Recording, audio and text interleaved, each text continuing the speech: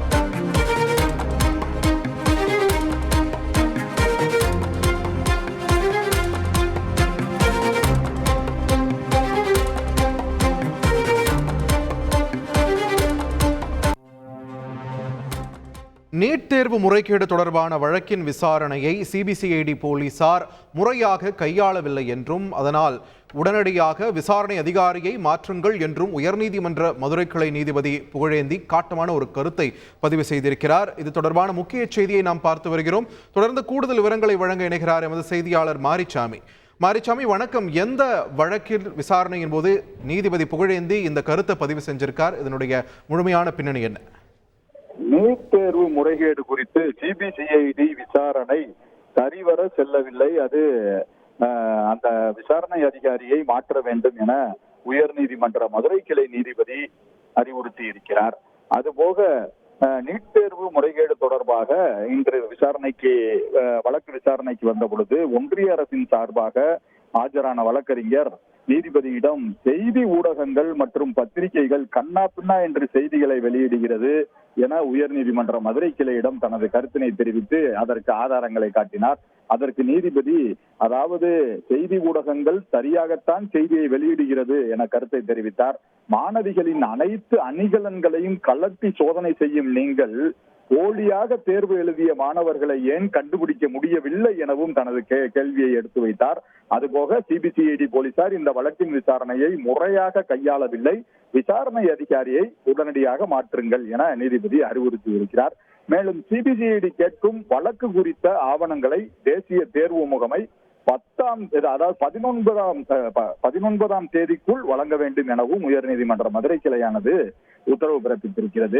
இந்த வழக்கின் பின்னணி பார்த்தோமானால் நீட் தேர்வு, அதாவது கடந்த 2019ஆம் ஆண்டு நடைபெற்ற நீட் தேர்வு, நீட் மருத்துவ கல்விக்கான நுழைவுத் தேர்வில் ஆள்மாறாட்டம் செய்து அரசு மருத்துவக் கல்லூரி மாணவர்கள் பலர் சேர்ந்திருக்கிறார்கள். தேனி அரசு மருத்துவக் கல்லூரியில் சேர்ந்த சென்னை மாணவர் உதித் சூர்யா என்பவரை சந்தேகத்தின் அடிப்படையில் விசாரணை செய்த போது பெரும் அதிர்ச்சி வெளியானது.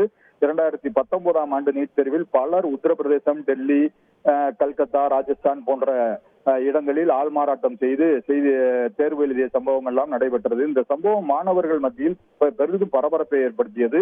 இந்த வழக்கை தமிழ்நாடு அரசு சிபிசிஐடி விசாரணைக்கு மாற்றி உத்தரவு பிறப்பித்திருந்தது. இதுபோக இந்த வழக்கின் விசாரணை நடந்து கொண்டிருக்கிறது.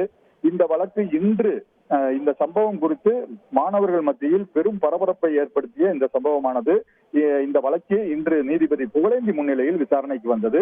அப்போது தேசிய தேர்வு முகமை சார்பில் ஆஜரான ஒன்றிய அரசு வழக்கறிஞர் செய்திகள், அதாவது செய்தி ஊடகங்கள் கண்ணா பின்னா என்று செய்தி போடுகிறது, அதிகமாக இந்த செய்தியை மக்களை அச்சுறுத்தும் வகையில் இருக்கிறது என கூறினார். அதற்கு செய்தி ஊடகங்கள் செய்தியை சரியாகத்தான் வெளியிடுகிறது என கூறி நமது மாணவிகள் அணிகலன்களை அணிந்து வருகிறார்கள், அதை அவிழ்த்து சோதனை செய்யும் நீங்கள் ஒரு மாணவர் 3 இடங்களில் ஒரு மாணவருக்காக தேர்வு எழுதியிருக்கிறார்கள், அதையெல்லாம் ஏன் ஆள்மாறாட்டம் செய்து தேர்வு எழுதியிருக்கிறார்கள், அதையெல்லாம் கண்டுபிடிக்க முடியவில்லை என கூறினார். அதுபோக சிபிசிஐடியின் இந்த விசாரணை அதிகாரியின் விசாரணையில் எங்களுக்கு தகுந்த திருப்தி இல்லை. ஆகவே விசாரணை அதிகாரியை மாற்றுங்கள் என கூறினார். அதுபோக நீட் தேர்வு குறித்த அந்த ஆவணங்களை தேசிய தேர்வு முகமையானது வரும் 19ஆம் தேதிக்குள் சிபிசிஐடி வசம் ஒப்படைக்க வேண்டும் என கூறி இந்த வழக்கு விசாரணையை ஒத்திவைத்திருக்கிறார். நன்றி மாரிச்சாமி, உங்கள் விரிவான தகவல்களுக்கு. உங்கள் தந்தி ஒன் தொலைக்காட்சியில் தினமும் ஒரு சர்ப்ரைஸ் மாலை 6 முதல் 7 மணி வரை காணத் தவறாதீர்கள்.